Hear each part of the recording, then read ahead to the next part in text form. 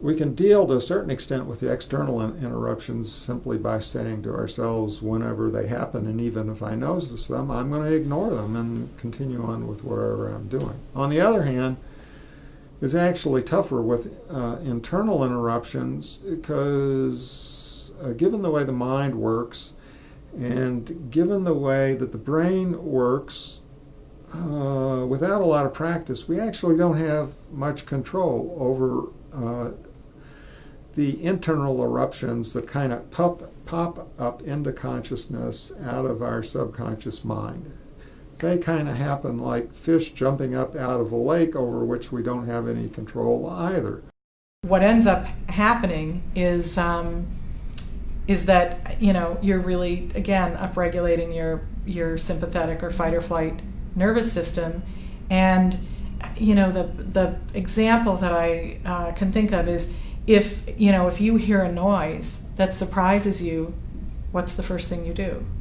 You inhale and hold your breath, and you're really quiet, and you're trying to figure out where the noise is coming from, and you're preparing to run. Your body is dumping glucose and cholesterol and cortisol, and hormonally you're prepared to run. Every part of you is prepared to run. So breathing, your breath, your inhale in anticipation, and your breath holding is a cue for your nervous system that you're getting ready to run from a predator.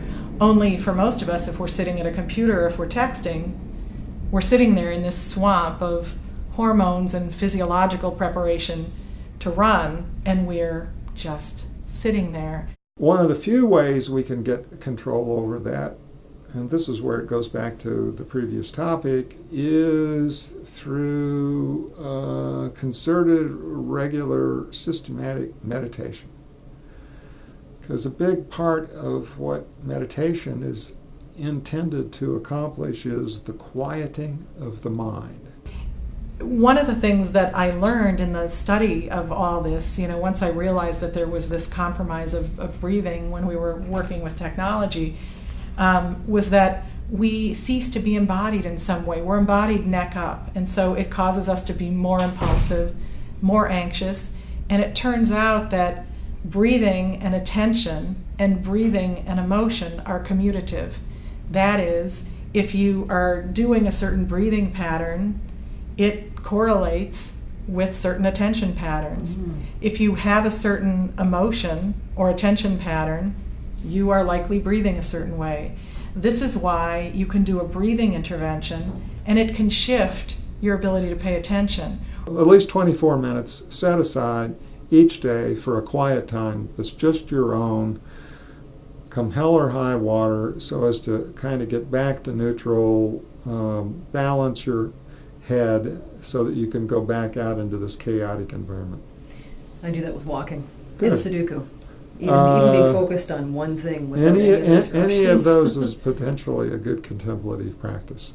I would say, in your case, walking especially, and especially in natural environments. Trees, birds, sunshine, clouds, wind, just nature, because that can be quite restful.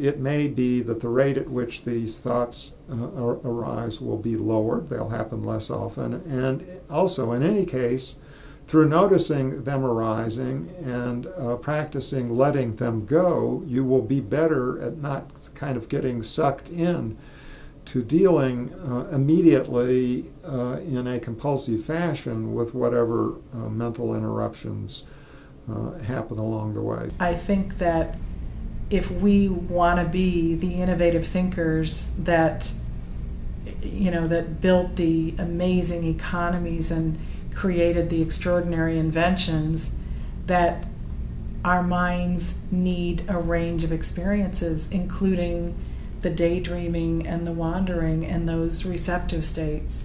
And I think that companies, if they want us to be innovative thinkers, we do need to stay embodied, that, you know, that neck up isn't necessarily going to get us there, because neck up, we're in the past obsessing about what did and didn't go right, or in the future imagining what may or may not go right. And a lot of ideas are, you know, come to you when you're in the shower, when you're driving a route that you don't need to pay attention to a map for, when you're looking out at the sky and you give your mind a break. So it's when we experience a range of those different states and strategies that we can access the full capacity of our humanity. And that's where the riches are.